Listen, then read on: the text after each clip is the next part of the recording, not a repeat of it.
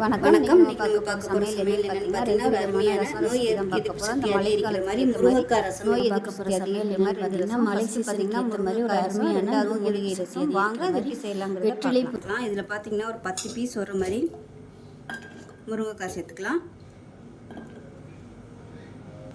இது கூடவே மீடியம் சைஸாக 2 தக்காளி இந்த மாதிரி கட் பண்ணிவிட்டு சேர்த்துக்கோங்க. இது கூடவே சின்ன நெல்லிக்காய் சைஸுக்கு புளி சேர்த்துக்கலாம். இது முங்குற அளவுக்கு தண்ணி சேர்த்துக்கலாம். சும்மா ஒரு டம்ளர் அளவுக்கு தண்ணி சேர்த்துருக்கேன். 1/4 டீஸ்பூன் மஞ்சள்தூள் சேர்த்துக்கலாம். இதை மூடி வச்சிடலாம். மூடி வச்சுட்டு அதில் ஒரு 2 விசில் விட்டுட்டு பார்க்கலாம். இப்போ ஒரு மிக்சி ஜார் எடுத்துக்கலாம். அதில் 1/2 டீஸ்பூன் போல் வர கொத்தமல்லி சேர்த்துக்கலாம். 1 டீஸ்பூன் சீரகம், அதே போல் 1 டீஸ்பூன் போல் மிளகு, ஒரு கொத்து கருவேப்பிலை, ஒரு 2 இலை கொத்தமல்லியில் சேர்த்துக்கலாம். தண்டோட இப்படியே உடச்சிட்டு சேர்த்துக்கோங்க.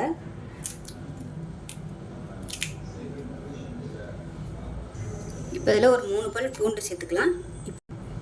இப்போ இதில் ஒரு பச்சை மிளகாய் சேர்த்துக்கலாம் உடச்சிட்டு.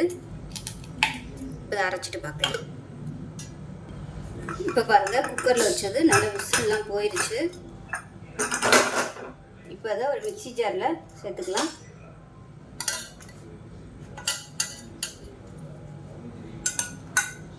இந்த தக்காளி, முருங்கைக்காய், இந்த புளி எல்லாத்தையும் மிக்சி ஜாரில் சேர்த்துக்கலாம்.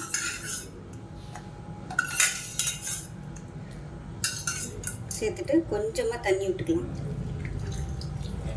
இது நல்லா ஆறுனதுக்கப்புறமா மிக்சி ஜாரில் சேர்த்துக்கோங்க. இல்லைன்னா உங்களுக்கு அப்படியே தெரிக்கும். இந்த தக்காளியெல்லாம் நல்லா உடச்சி விட்ருங்க, அப்போ தான் நல்லா அரைப்படும்.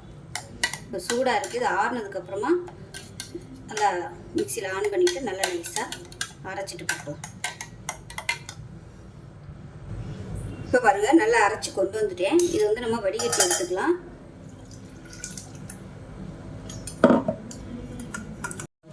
கொஞ்சம் கூட சக்கரை இருக்கக்கூடாது. நல்லா கொஞ்சம் தண்ணி விட்டு நல்லா எல்லா ஜூஸையும் பிழிஞ்சு எடுத்துக்கலாம்.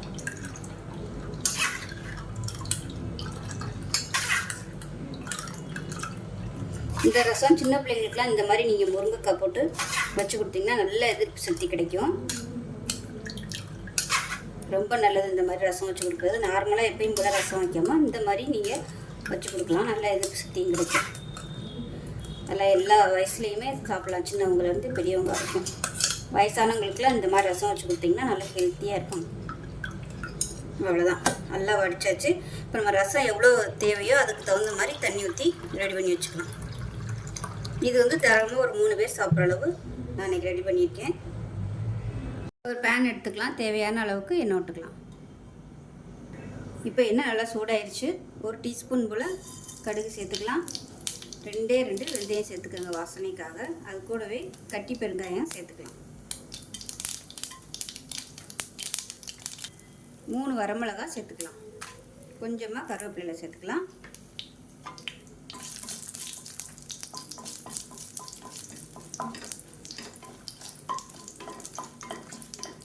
பெருங்காயம் நல்லா பொரிய ஆரம்பிச்சிருச்சு. இந்த ஸ்டேஜில் கருவேப்பிலையும் நம்ம நுணுக்கி வச்சுருக்க அந்த ரசப்பொடியும் சேர்த்துக்கலாம். சேர்த்துட்டு மீடியமான ஃப்ளேமில் லேசாக ஒரு பரட்டிக்கலாம். நல்ல ஃப்ளேவர் வரும்.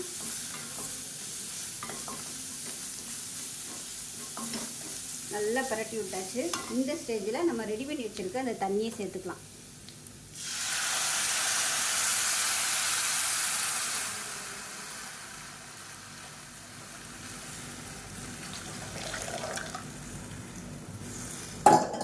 சேர்த்துட்டு நல்லா ஒரு தடவை மிக்ஸ் பண்ணி விட்டுட்டு அப்படியே விட்டுருவோம். நல்லா அப்படியே நுரைச்சி வரும்போது அமர்த்திடலாம். இதை ரசமாக கன்வெர்ட் பண்ணாமல் நீங்கள் வெறும் மிளகு, சீரகம், உப்பு போட்டு கூட சூப்பு மாதிரி குடிச்சிக்கலாம். வெறும் பூண்டு மட்டும் தட்டி போட்டுட்டு நீங்கள் சூப் மாதிரியும் கூட குடிக்கலாம். இப்போ எந்த பாத்திரத்தில் ரசம் ஊற்ற போகிறீங்களோ அதில் கொஞ்சம் உப்பு போட்டு வச்சுருக்கிறேன். இப்போ பாருங்கள், நல்லா நுரை கட்டி வருது. இப்போ நல்லா நுரை கட்ட ஆரம்பிச்சிருச்சு. ரொம்ப கொதிக்க விடக்கூடாது, அமர்த்திடலாம். இப்போ இந்த ரசத்தை எடுத்து அப்படியே நம்ம இந்த பாத்திரத்தில் ஊற்றிடலாம்.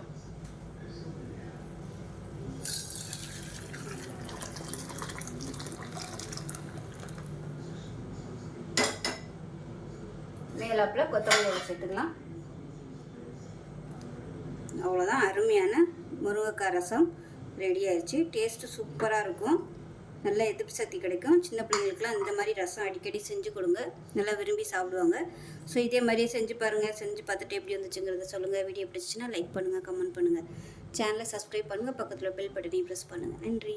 ஜார் எடுத்துக்கலாம். இதில் பார்த்தீங்கன்னா ஒரு 1/2 டேபிள் ஸ்பூன் அளவுக்கு வர கொத்தமல்லி சேர்த்துக்கலாம், அதாவது தனியா விதை.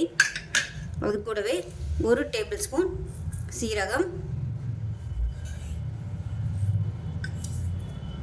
1/2 டேபிள் ஸ்பூன் மிளகு சேர்த்துக்கலாம். இது கூடவே ஒரு 10 புதினா இலை சேர்த்துக்கலாம். ஒரு 3 வெத்தலை வந்து கட் பண்ணி எடுத்து வச்சுருக்கேன், அதையும் சேர்த்துக்கலாம். கொஞ்சமாக கருவேப்பிலை இலை சேர்த்துக்கலாம். அது கூடவே கொத்தமல்லி சேர்த்துக்கலாம். தண்டு சேர்த்துருக்கேன், நல்ல ஃப்ளேவராக இருக்கும். இது கூடவே ஒரு 5 துளசி இலையும் சேர்த்துக்கலாம். இது கூடவே ஒரு 5 பல் பூண்டு சேர்த்துக்கிறேன், பெரிய பல்லாக சேர்த்துருக்கேன். கூடவே ஒரு 3 பச்சை மிளகாயை உடச்சிட்டு சேர்த்துக்கலாம். இப்போ இது எல்லாத்தையும் நல்லா குறைக்குறன்னு அரைச்சிட்டு பார்க்கலாம். இப்போ நமக்கு ரசப்பொடி ரெடி ஆயிடுச்சு. இப்போ இதில் ஒரு சின்ன லெமன் சைஸுக்கு புளி எடுத்து சுடுதண்ணில் ஊற வச்சுட்டு நல்லா 1.5 லிட்டர் தண்ணி ஊற்றி கரைச்சி எடுத்து வச்சுருக்கேன். இது தனியாக இருக்கட்டும்.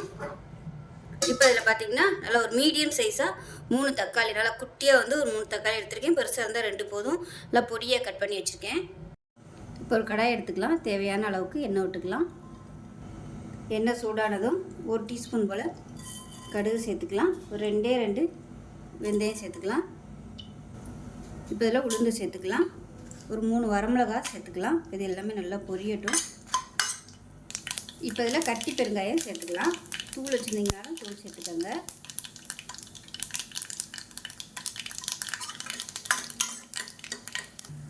இப்போ இதில் தக்காளியை சேர்த்துக்கலாம்.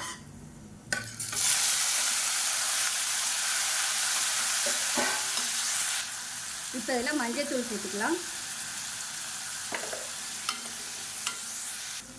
இப்போ பாருங்கள், தக்காளி நல்லா மசிஞ்சு வந்துருச்சு. இந்த அளவுக்கு வதக்கி விட்டுட்டு நம்ம அரைச்சி வச்சுருக்கோம் அந்த ரசப்பொடியும் சேர்த்துக்கலாம். சேர்த்துட்டு லேசாக வதக்கி விட்டுக்கலாம். இப்போ நல்லா வதக்கியாச்சு. இப்போ நம்ம கரைச்சி வச்சுருக்க இந்த புளி தண்ணியை சேர்த்துக்கணும். இப்போ நல்லா கலந்து விட்டுட்டு நுரக்கூடி வரவும் அமர்த்திடலாம். இப்போ இதில் கருவேப்பிலையிலே கிள்ளி போட்டுக்கலாம்.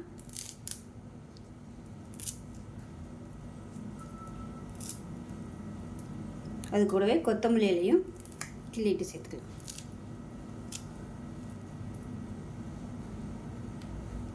ஒரு தடவை நல்லா எல்லாத்தையும் மிக்ஸ் பண்ணி விட்ருங்க. மிக்ஸ் பண்ணி விட்டுட்டு டிஸ்டர்ப் பண்ணக்கூடாது. நல்லா அப்படியே நுர கட்டி வரட்டும். இப்போ எந்த பாத்திரத்தில் நம்ம ரசம் ஊற்ற போகிறோமோ அந்த பாத்திரத்தில் கல்லுப்பு சேர்த்துக்கலாம். இப்போ பாருங்கள், ரசம் நல்லா கொதிக்க ஆரம்பிச்சிருச்சு. இப்போ நம்ம வேறு பாத்திரத்துக்கு மாற்றிடலாம். கேஸ் அமர்த்திட்டு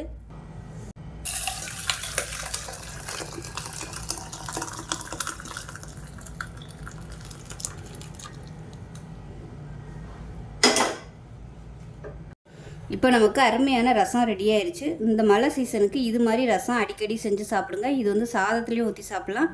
டம்ளரில் வந்து சூப்பு மாதிரியும் ஊற்றி குடிச்சிங்கனாலும் சளி பிரச்சனை, தொண்டை வலி, மூக்கு ஒழுகுதல் இந்த மாதிரி இருக்கும்போது இந்த ரசம் வச்சு சாப்பிட்டு பாருங்கள். 2 வேளை சூப்பராக இருக்கும். சின்ன பசங்களுக்கு இது மாதிரி அடிக்கடி செஞ்சு கொடுங்க. சளி பிரச்சனை இருக்காது.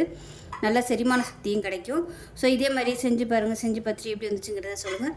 வீடியோ பிடிச்சிச்சுன்னா லைக் பண்ணுங்கள், கமெண்ட் பண்ணுங்கள், சேனலை சப்ஸ்கிரைப் பண்ணுங்கள், பக்கத்தில் பெல் பட்டனையும் ப்ரெஸ் பண்ணுங்கள். நன்றி.